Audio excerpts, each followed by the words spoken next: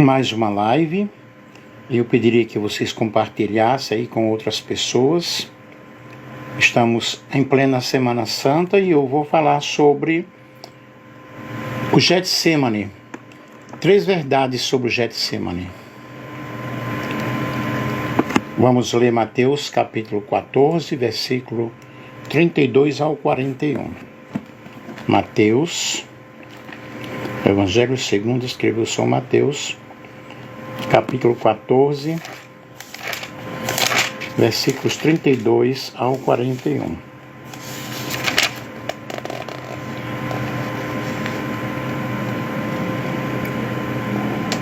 Esse aqui mesmo. Desculpem, pessoal, é Marcos, tá? Marcos, capítulo 14.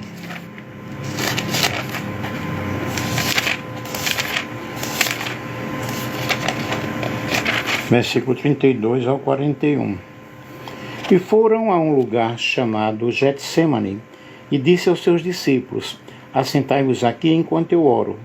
E tomou consigo a Pedro e a Tiago e a João, e começou a ter pavor e a angustiar-se.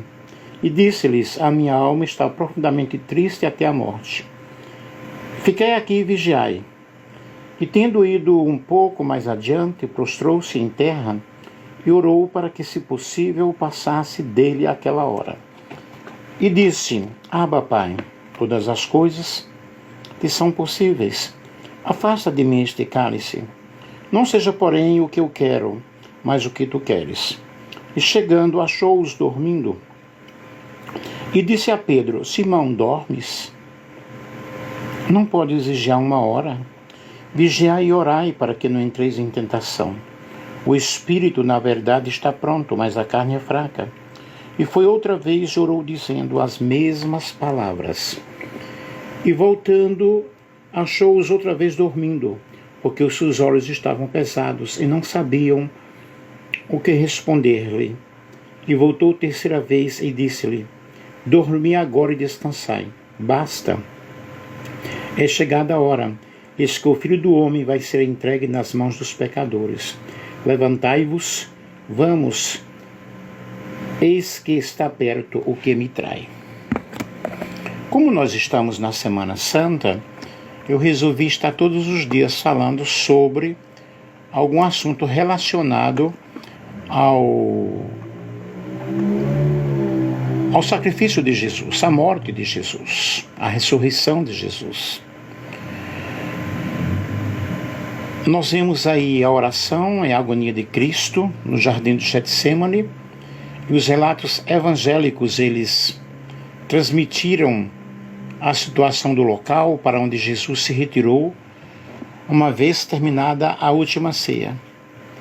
E ele foi, como de costume, para o Monte das Oliveiras, porque sempre ele estava buscando a Deus em oração, sempre ele orava, sempre ele estava preparando o seu espírito através da oração. Então ele foi para o outro lado da torrente de Cedron e chegou com os apóstolos a um lugar chamado Getsemane. Segundo estas indicações, nós podemos observar que trata-se de um horto onde havia uma prensa para extrair azeite. É esse o significado do nome. E ficava fora das muralhas de Jerusalém e a este da cidade. E quando chegou a hora marcada por Deus para salvar a humanidade da escravidão do pecado, contemplamos em Getsemane Jesus Cristo que sofre dolorosamente, Jesus Cristo que sofre a agonia da morte, a ponto do suor dele transformar-se em grandes gotas de sangue. Mas, quando ele ora e pede ao Pai, se possível, passa de mim este cálice, sem que eu beba, mas cumpra-se a tua vontade. E ele entregou-se espontaneamente e rendidamente o sacrifício que o Pai lhe reclama. Os relatos evangélicos, eles transmitem na realidade o local onde isso aconteceu. Esse horto como já temos explicado aí, e ele levou a Pedro, Tiago e João e começou a sentir pavor, começou a sentir angústia. E disse: olha, eu sinto uma tristeza mortal, eu sinto uma tristeza até a morte. Vigiai aqui. E Jesus foi um pouco mais adiante. Mas ele caiu por terra, debruçou-se ali na terra para aquela hora, pedindo a Deus: Abba, Pai, tudo é possível para ti. Afasta de mim este cálice. Mas seja feito não o que eu quero, porém o que tu queres. E Jesus, ele veio justamente para cumprir a vontade do Senhor, para cumprir a vontade de Deus. E conforme eu li aí, vocês viram como os discípulos, eles aí estavam dormindo, como eles reagiram. E foram a um lugar chamado Getsemane e disse aos discípulos: assentai-vos aqui enquanto eu vou ali orar. E ele retirou-se, né? Então vejamos essas três verdades sobre o Getsemane. E nós vemos aí no Evangelho de Marcos, que nos apresenta aí esse momento crucial, esse momento difícil, desse período intenso da vida de Jesus Cristo, intenso e tenso, de tanto sofrimento.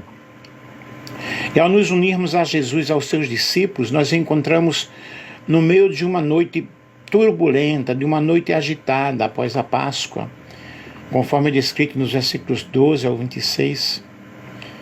E deixando justamente a Páscoa, onde fora celebrada, ele foi a Jerusalém pelo Vale de Cedron, até um lugar conhecido como Getsemane. E nessa trajetória, Jesus transmite ensinamentos aos seus discípulos, abrangendo temas como o céu, a paz de Deus, e entrega ao Senhor a vinda do Espírito Santo, culminando com a poderosa oração registrada em João capítulo 17, que é a oração sacerdotal. E o foco da nossa atenção aqui é justamente sobre o Getsemane. Getsemane é um lugar de pressão, de muita pressão. Aí nós vemos em Marcos 14, 32 ao 34, mostrando, especificando, qualificando aí este lugar. E o nome deste jardim de Getsemane sugere propriedade provável de um amigo do Senhor. Embora que seja famoso, na época era provavelmente um refúgio cercado por muros e obstáculos. E para Jesus era um lugar especial. Ele sempre estava neste lugar, orando, buscando a comunhão com Deus. E aqui eu abro um parênteses. Se Jesus ele necessitou de oração para enfrentar toda esta dor, toda essa angústia, imagine nós, o quanto nós dependemos de Deus, o quanto nós necessitamos do Senhor para as nossas vidas.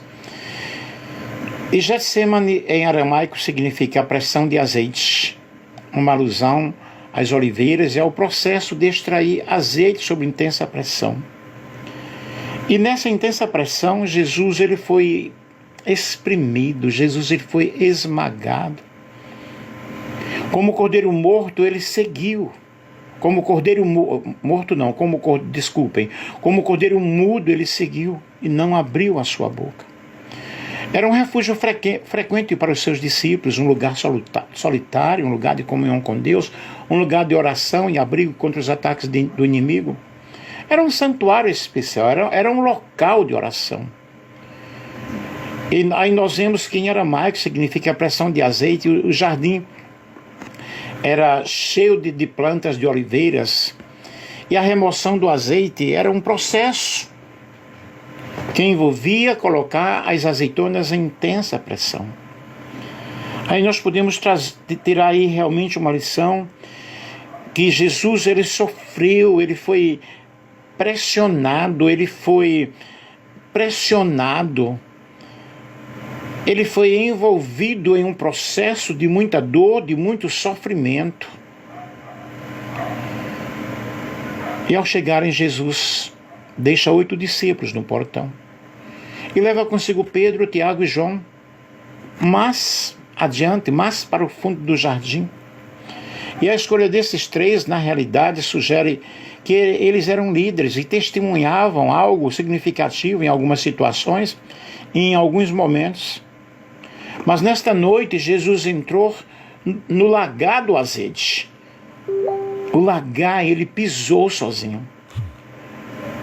E ali ele estava buscando a presença de Deus, buscando a graça de Deus. Quantas pressões internas. E Jesus, ele fica surpreso. E essa expressão indica que ele foi atingido pelo terror. Ai, me arrepio todo aqui falando sobre isso.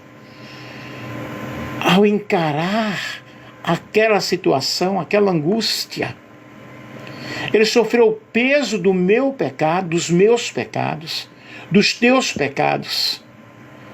Grande angústia esmagadora aproximava-se de Cristo. Sua alma estava extremamente triste.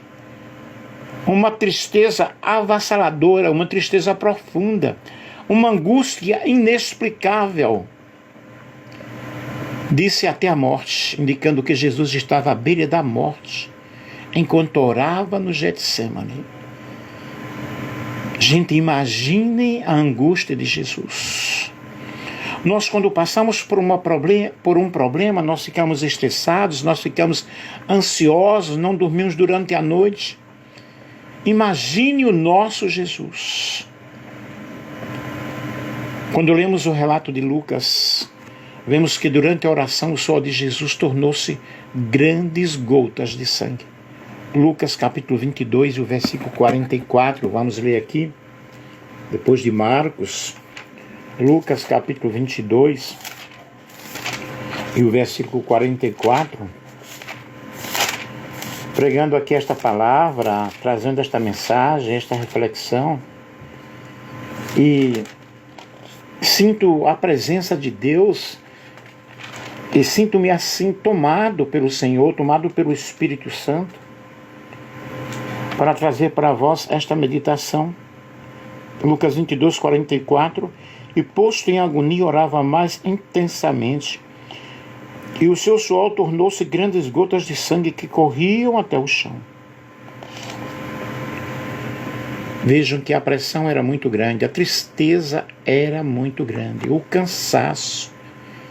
Ele já havia sido chicoteado, ele já havia passado por momentos tristes, ele já havia passado por situações tenebrosas. E nós vemos aqui no capítulo 22 de Lucas a conspiração sobre Jesus, né? E saindo foi, como costumava, para o Monte das Oliveiras. Ele estava chicoteado pela angústia, chicoteado na alma, chicoteado internamente. Apesar de ser Deus encarnado, Jesus experimentou justamente a fragilidade humana, o peso dos nossos pecados. As emoções foram tão intensas que o corpo de Jesus ele não suportou. Mas ele perseverou lá no Getsemane. E nós temos que houve pressões internas. Nós vemos as evidências bíblicas diretas. A opinião expressa de que Jesus foi um ataque satânico. Pressões infernais. Acreditava-se que Satanás tentou sobrecarregá-lo emocionalmente. Evidentemente. E a presença de um anjo enviado do céu para fortalecê-lo sugere uma intervenção dos céus diante desse ataque. E Satanás, embora não quisesse a cruz, tentou impedir Jesus de chegar lá. Ele fez tudo para que Jesus não chegasse lá. E essa pressão interna muito grande. Imagine essa pressão infernal. Mas ele cumpriu a sua missão. Veja, o Getsemane, lugar de ataque. Getsemane, lugar de pressão. Getsemane, lugar de oração. Getsemane, lugar de luta. Mas Jesus aí busca intensamente a presença de Deus. E qual foi o objeto da sua oração? Abba, Pai. É nesse momento de intensa luta interna, de intensa intimidação, ele clama ao Pai. É uma expressão equivalente: meu papai, meu paizinho. Essa intimidade, ela é contínua. Mas ali nós vemos este clamor tão forte, tão grande. E ele dizia: todas as coisas são possíveis a ti, mas afasta de mim este cálice. E Jesus autoriza a soberania do Pai, a possibilidade de evitar essa angústia, de evitar este momento. Mas ele diz: mas eu estou aqui para fazer a tua vontade. Faça-se a tua vontade. Se possível, passa de mim este cálice.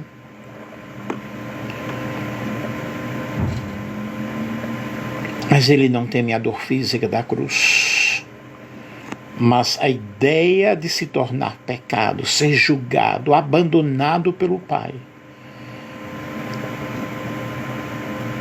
é muito angustiante. Jesus, sem pecado, sente a repulsa de carregar o peso dos nossos pecados. Porém, ele cumpriu a sua missão. Aleluia. Deixa-me fazer assim. Jesus mesmo, desejando a vontade do Pai, apresenta a sua humanidade, porque ali naquele momento ele estava apresentando a fragilidade do homem, a angústia do homem, a pressão de tornar pecado, de se tornar pecador, ou seja, de se tornar pecado e enfrentar a ira de Deus. Foi muito angustiante. Mas ele suportou toda aquela pressão. Ele passou tudo aquilo por mim e por você. Apesar da angústia, da intensa dor que ele estava sentindo, das pressões enfrentadas, Jesus, ele concluiu sua oração com uma rendição completa à vontade do Pai. Jesus, ele revela naquele momento o seu desejo humano, mas ele demonstrou a sua submissão. Momento muito significativo, momento crucial, momento tenebroso, mas a vontade de Deus prevaleceu. O fato de Jesus, mesmo sendo incapaz de pecar, ele enfrentou um momento cruel, um momento muito triste. E o Getsemane, queridos, em terceiro lugar, justamente foi lugar do estabelecimento de prioridades. Jesus tinha uma prioridade fundamental. A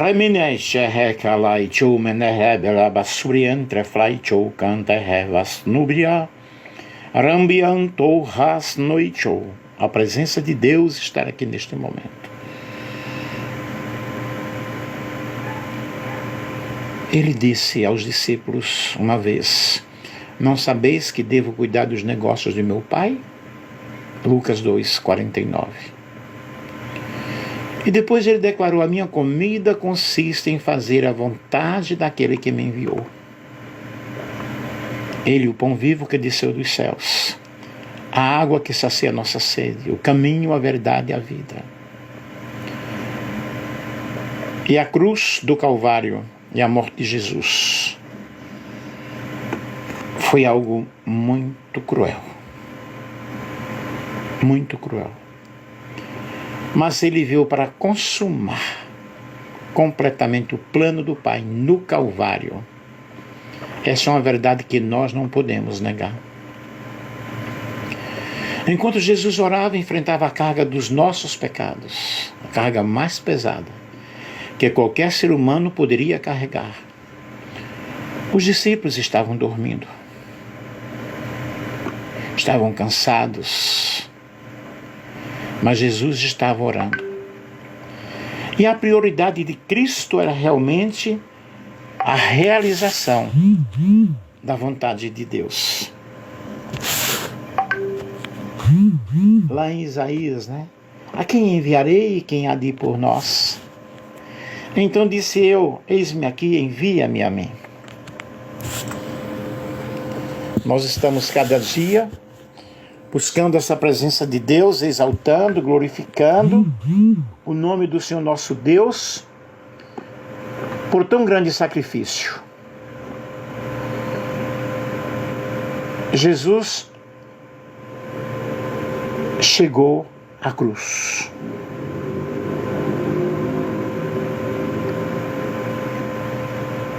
E nós precisamos confiar nele, porque ele deu a vida dele por mim e por você.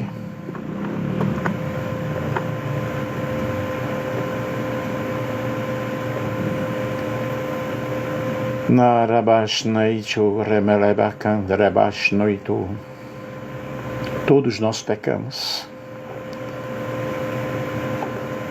e necessitamos da glória de Deus. A contemplação dos eventos do Getsemane é algo que nos deve levar à gratidão. A alegria de saber que o nosso Salvador, ele enfrentou todas as batalhas, superou todas as dificuldades e assumiu o nosso lugar. Aleluia! Louvado seja Deus, engrandecido seja o nome do Senhor. Deus amou o mundo de tal maneira que deu seu Filho unigênito para que todo aquele que nele crer não pereça, mas tenha a vida eterna. Getsemane é lugar de angústia. Getsemane é lugar de obediência. Getsemane é lugar de humilhação.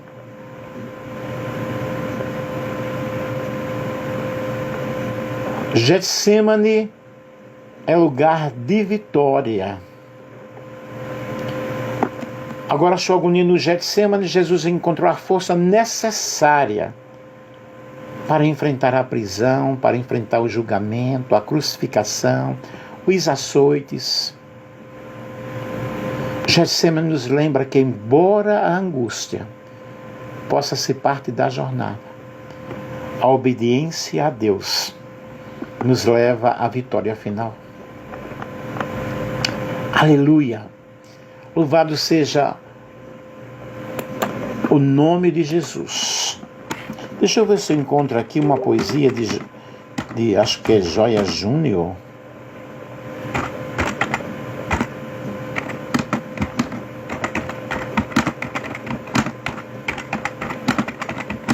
Deixa eu ver se eu encontro aqui.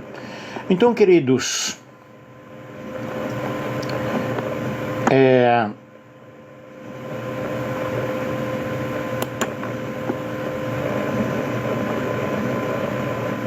nós temos aqui a poesia Nada Era Dele, Joia Júnior. A propósito da Páscoa. Disse um poeta um dia, fazendo referência ao mestre amado: o berço que ele usou na manjedoura, por acaso era dele? Era emprestado. E o manso jumentinho que em Jerusalém chegou montado, e as palmas recebeu pelo caminho, por acaso era dele? Era emprestado. E o pão, o suave pão, que foi por seu amor multiplicado, alimentando a multidão, por acaso era dele? Era emprestado. E os peixes que comeu junto ao lago, ficando alimentado, esse prato era seu? Era emprestado. E o famoso barquinho, aquele barco que ficou sentado, mostrando à multidão qual o caminho, por acaso era seu? Era emprestado. E o quarto que ceou ao lado dos discípulos, ao lado de Judas que o traiu, de Pedro que o negou, por acaso era dele? Era emprestado. E o berço tumular, que depois do Calvário foi usado de onde havia de ressuscitar, por acaso era dele? Era emprestado. Enfim, nada era dele. Mas a coroa que ele usou na cruz era dele. E a cruz que carregou e onde morreu, essas eram de fato de Jesus. De fato de Jesus. Isso disse um poeta certa vez, numa hora de busca da verdade, mas não aceito essa filosofia que contraiu a própria realidade. O berço, o jumentinho, o suave pão, os peixes, o barquinho, a sepultura, o quarto eram dele a partir da criação. Ele os criou, assim diz a Escritura, mas a cruz que ele usou, a rude cruz, a cruz tosca e mesquinha, onde os meus crimes todos expiou, essa cruz não era sua, essa cruz era minha. Que você possa meditar nesta manhã no sacrifício de Jesus e entregar-se a Ele completamente de corpo, alma e espírito. Amém? Que Deus ajude e que Deus te abençoe.